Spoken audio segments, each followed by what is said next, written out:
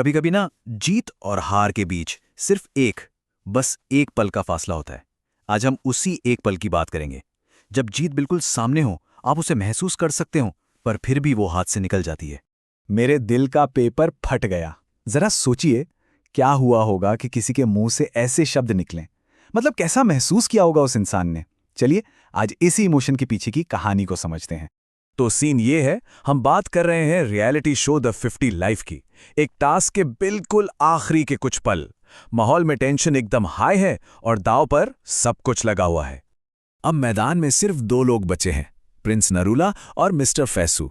और ये सिर्फ इनकी अपनी जीत हार का सवाल नहीं था। नहीं नहीं, इनकी पूरी टीम का भविष्य इनके कंधों पर था।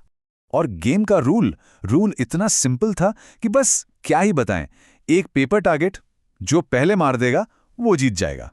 सिंपल, कोई सेकंड चांस नहीं, कोई और नियम नहीं, बस एक हिट और खेल खत्म।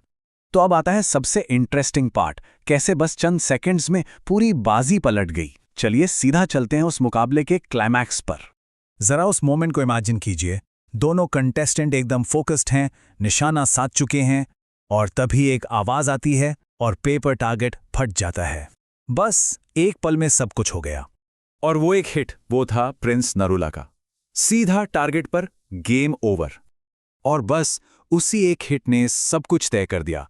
प्रिंस के जबरदस्त फोकस ने उनकी टीम को जिता दिया। सोचिए, एक तरफ जीत का जश्न था तो दूसरी तरफ बस एक पल की देरी की खामोशी। लेकिन पता है, असली कहानी शायद जीत की है ही नहीं। असली कहानी तो उस हार की है जो जीत के इतने करीब आकर हुई।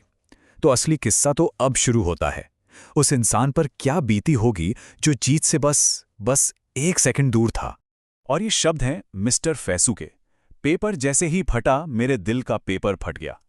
मतलब इस एक लाइन में कितना दर्द है, कितनी गहराई है। वो सिर्फ ये नहीं कह रहे कि वो सैड थे या दुखी थे, नहीं, वो कह रहे हैं कि वो टूट गए।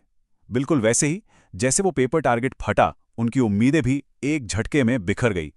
और फिर ये देखिए, वो कहते हैं, मैं यहां तक था, यहां तक। वो अपने हाथों से वो छोटा सा फासला दिखाते हैं, जीत और हार के बीच का। जब मंजिल इतनी पास हो कि बस छूने ही वाले हों, और फिर भी आप उसे पा ना सकें, शायद इससे ज्यादा दर्दनाक कुछ नहीं होता। सोचिए, पूरी मेहनत, सारी स्ट्रैटेजी, सब कुछ आकर टिक गया उस एक हिट पर। एक निशाना जो लग गया और एक जो बस लगते लगते रह गया। अब ये किस्मत का खेल था या उस भयानक प्रेशर में खुद को कूल रखने की एबिलिटी? शायद जवाब इन दोनों के कहीं बीच में है। तो चलिए थोड़ा सोचते हैं, ये एक मोमेंट हमें कंपटीशन के बारे में आखिर सिखाता क्या है।